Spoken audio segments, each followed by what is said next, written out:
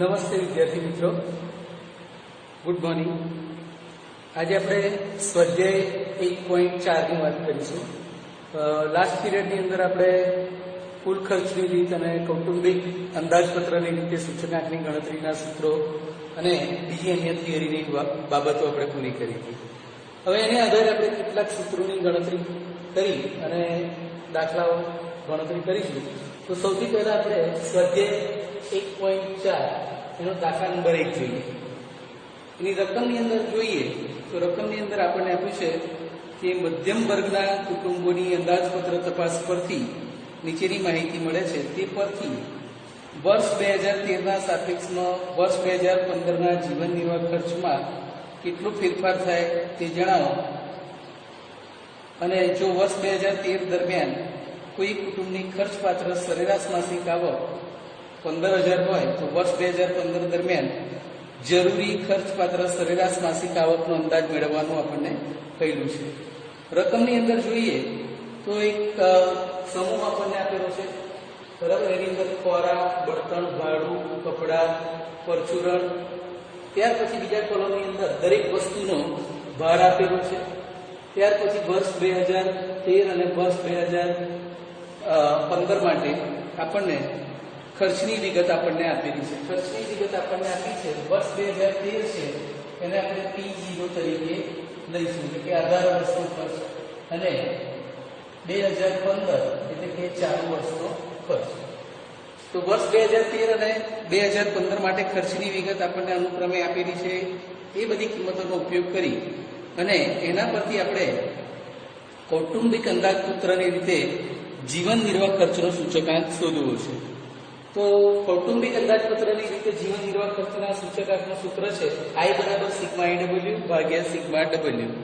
આપણે બે રીતની વાત કરી હતી, પરીક્ષાની દ્રષ્ટિએ પણ ખાસ ધ્યાન રાખવાનું છે કે જ્યારે જે તે દાખલો પર્ટિક્યુલર કોઈ રીતે ગણતરી કરવાનું કહેવામાં આવે ત્યારે આપણે એ જ રીતે ગણતરી કરવી પડે।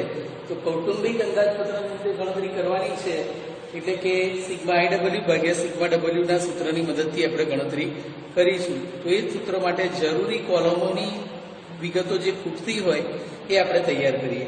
તો પહેલા 4 કોલમ તો આપણે રકમની અંદર આપેલા જ છે, એના પરથી આપણે I અને IW નું કોલમ બનાવવાની જરૂરિયાત ઊભી થશે।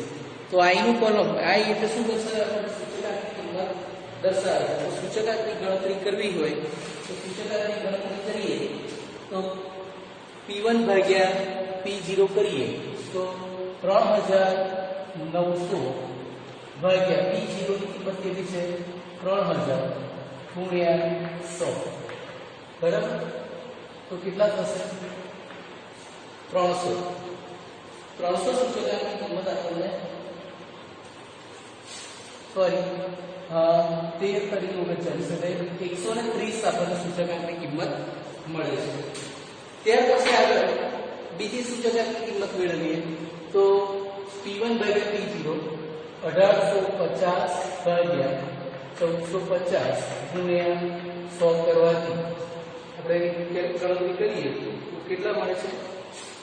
127.6 આપણને જવાબ મળશે સૂચકાંકની કિંમત। એ જ રીતે P1 ભાગ્યા P0 ભાડા માટે કરીએ તો 2400 ભાગ્યા 1500 ગુણ્યા 100 કરવાથી આપણને જરૂરી જવાબ મળશે। તો એની અંદર આપણે ગણતરી કરીએ તો 160 જવાબ મળે છે। ત્યાર પછી 900 ભાગ્યા 600 ગુણ્યા 100 કરવાથી આપણને કેટલા મળશે? 150। અને એ જ રીતે 1920 ભાગ્યા 1600 ગુણ્યા 100 કરતા આપણને સૂચકાંકની કિંમત જોઈએ તો 120 મળે છે। હવે આ સૂચકાંકની કિંમતો મળી ગયા પછી આપણે સૂચકાંક I ની કિંમત શોધી કાઢી। W આપણને તૈયાર આપેલો છે, તો W એટલે કે ભારનો કોલમ અને I નું કોલમ, આ બંનેનો ગુણાકાર કરીએ અને જો કેલ્ક્યુલેટર પર ગણતરી કરતા હોઈએ મેમરી બટનનો ઉપયોગ કરી અને ગણતરી કરીશું તો આપણે સરળતાથી કામ કરી શકીએ। તો 45 ગુણ્યા 130 કરી અને મેમરીમાં લેશો તો એ તમને જવાબ મળે છે 5,850। એ જ રીતે 15 ગુણ્યા 127.6 કરતા આપણને મળે છે 1914 જવાબ મળે છે. એ જ રીતે 10 ગુણ્યા 160 કરીએ તો કેટલા થશે? 1600. મેમરીનો ઉપયોગ કરતા હોય તો એને એમ પ્લસમાં આપણે લેવાનું ભૂલવાનું નથી. 150 ગુણ્યા 20 તો કેટલા થશે? 3000 થશે. એ પણ આપણે મેમરીમાં લઈ લઈએ. અને ત્યાર પછી 120 ગુણ્યા 10 એટલે કે 1200 થશે. એને પણ આપણે મેમરીમાં લઈ લઈએ. અને પછી મેમરી રિકોલ કરીએ.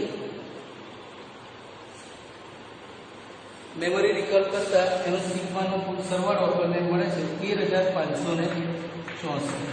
13564 આપણને સિગ્મા એની કિંમત મળે છે. હવે કૌટુંબિક અંદાજપત્રની રીતે જીવન નિર્વાહ ખર્ચના સૂચકાંકની ગણતરી કરવાની કઈ છે, તો આપણે બીજા કયા કોલમની જરૂર પડશે? સિગ્મા ડબલ્યુ કોલમ પણ જોઈશે. 45, 15, 10, 20 અને 10 એનો સરવાળો કરીએ તો એના સરવાળાની કિંમત આપણને કેટલી મળે છે? 100 મળશે. તો સિમ્પલ આ બંને કિંમતોનો ઉપયોગ કરીએ અને બંને કિંમતોનો ઉપયોગ કરતા આપણને સૂચકાંકની કિંમત મળશે.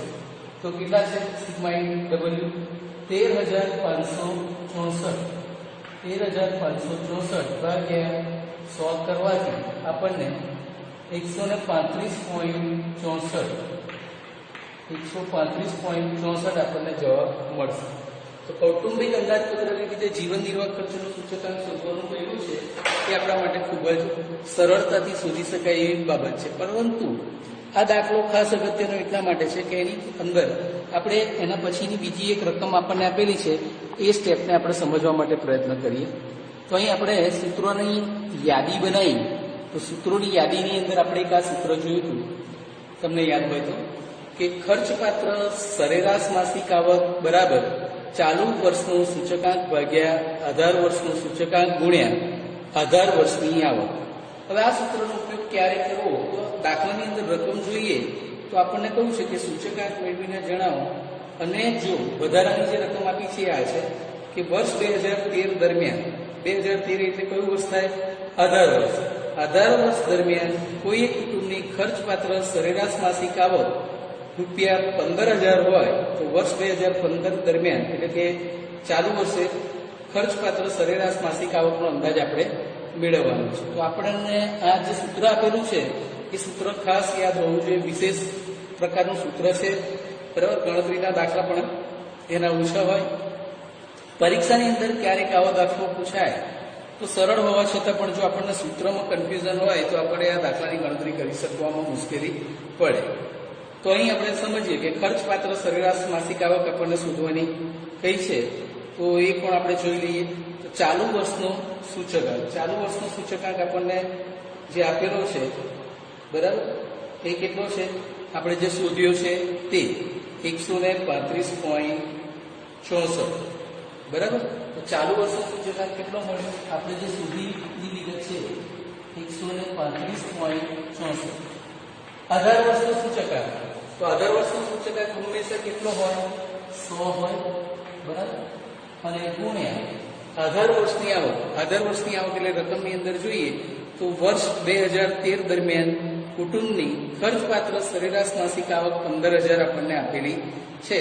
તો 15,000 સાથે એનો ગુણાકાર કરીએ, સૂત્ર મુજબ બધી કિંમતો મૂકી દઈએ, અહીં આપણને ખર્ચપાત્ર સરેરાશ માસિક આવકનો અંદાજ આપણને મળે છે. એની ગણતરી કરીએ તો 20,346 એની સરેરાશ માસિક આવકનો અંદાજ આપણને મળે છે. તો વિદ્યાર્થી મિત્રો, આ દાખલાની અંદર આ જે બીજી ગણતરી વાળું સૂત્ર આપણને જે આપેલું છે એના માટે આ દાખલો ખાસ અગત્યનો બને છે. હવે સમગ્ર રીતે જોઈએ તો કૌટુંબિક અંદાજપત્રની રીતે જોઈએ તો સૂચકાંક કેટલો મળ્યો? ચાલુ વર્ષનો 135.64. એનું અર્થઘટન લખવું હોય તો શું લખી શકાય કે આધાર વર્ષનો સૂચકાંક 100 હોય તો આધાર વર્ષની સરખામણી એટલે કે વર્ષ 2013ની સરખામણીએ ચાલુ વર્ષ એટલે કે 2015ના સૂચકાંકમાં 35.64% વધારો થયો છે એવું અર્થઘટન આપણે લખી શકીએ. અને એના પરથી ખર્ચપાત્ર સરેરાશ માસિક આવક શોધવી હોય તો આપણે આ જે સૂત્ર હતું ચાલુ વર્ષનું સૂચકાંક ભાગ્યા 18 વર્ષનું સૂચકાંક ગુણ્યા 18 વર્ષની આવક, એની અંદર એ જરૂરી કિંમતો મૂકી દઈએ તો 20,346 રૂપિયા એ આપણને ખર્ચપાત્ર સરેરાશ માસિક આવક તરીકે જોવા મળે છે. તો વિદ્યાર્થી મિત્રો, આ દાખલાની અંદર તમને ખ્યાલ આવી ગયો હશે કઈ રીતે ગણતરી કરવાની થાય છે. હવે આપણે એના પછીનો જે બીજો દાખલો છે એ બીજો દાખલાની ગણતરી કરવા માટે આપણે પ્રયત્ન કરીએ.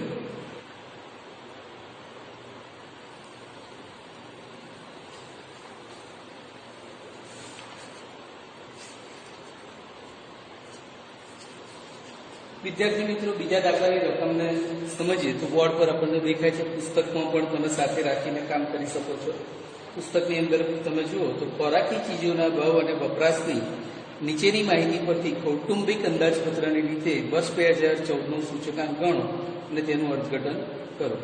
એટલે દાખલાની અંદર જોઈએ તો અગાઉના દાખલાની અંદર તમે જોશો તો ભારનું કોલમ તમને બનાવીને તૈયાર આપેલું હતું, જ્યારે અહીં આપણને જથ્થો અને ભાવ આધાર વર્ષ એટલે કે વર્ષ 2010 માટે અને 2014 માટે માત્ર ભાવની કિંમત આપણને આપેલી છે. તો એ દરેક કિંમતોને આપણે સાંકેતિક રીતે લઈ લઈએ તો વર્ષ 2010 એટલે આધાર વર્ષ તરીકે લઈએ, એનો જથ્થો છે P0, વર્ષ 2010 નો ભાવ છે P0 તરીકે લઈએ, અને વર્ષ 2014 એટલે કે ચાલુ વર્ષનો ભાવ આપણને આપ્યો છે, જથ્થો આપ્યો નથી, એને P1 તરીકે લઈએ. રકમની અંદર સૂચનાની વાત કરીએ તો કૌટુંબિક અંદાજપત્રની રીતે આપણને ગણતરી કરવાની કહી છે. કૌટુંબિક અંદાજપત્રની રીત તો અગાઉના દાખલામાં જોયું એમ જીવન નિર્વાહ ખર્ચના સૂચકાંકનું આપણું જે સૂત્ર હતું તો કૌટુંબિક અંદાજપત્ર અથવા તો કૌટુંબિક બજેટની રીતે સૂચકાંકનું જે સૂત્ર લાગુ છે એ જ સૂત્ર આપણે ગણતરીમાં લેવાનું છે. એના માટે પણ જરૂરી જોઈએ તો I બરાબર શું તો સિગ્મા IW ભાગ્યા સિગ્મા W ની જરૂર પડે.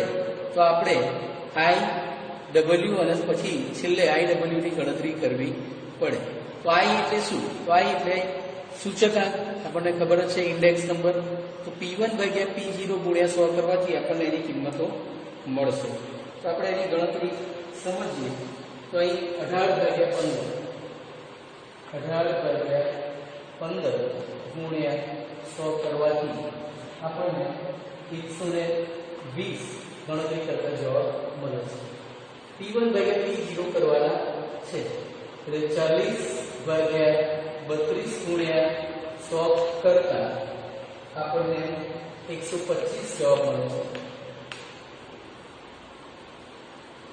ત્યાર પછી 14/12 ગુણ્યા 100 કરતા 116.7 જવાબ મળે છે. ત્યાર પછી 70/50 ગુણ્યા 100 કરતા 140 આપણને જવાબ મળે છે.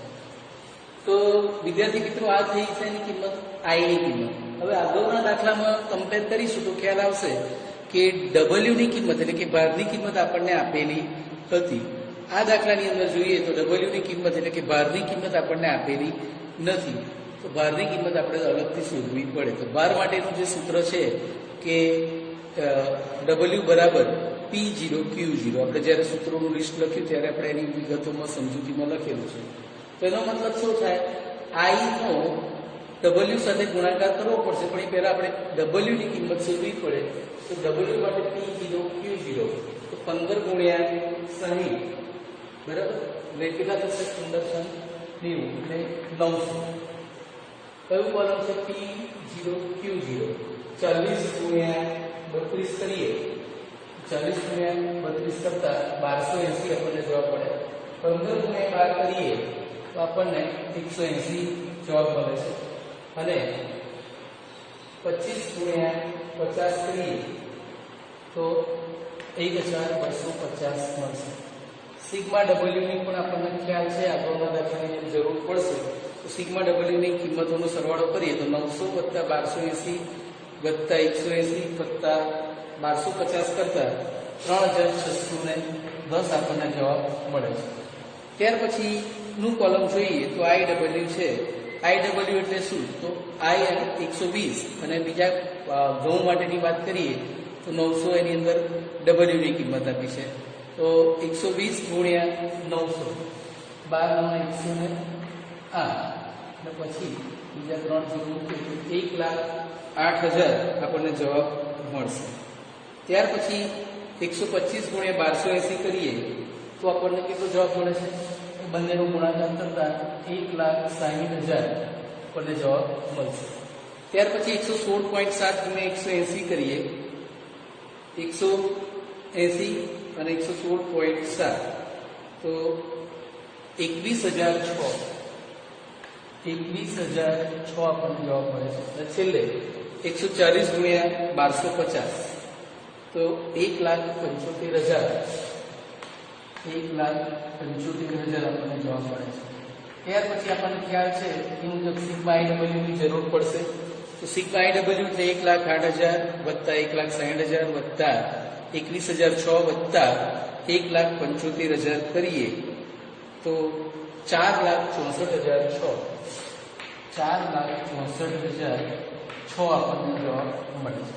તો વિદ્યાર્થી મિત્રો, આપણે કૌટુંબિક અંદાજપત્રની જે જીવન નિર્વાહ ખર્ચનો સૂચકાંક શોધવો છે, બરાબર, તો એના માટેનું સૂત્ર આપણે લખી દઈએ કે કૌટુંબિક અંદાજપત્રની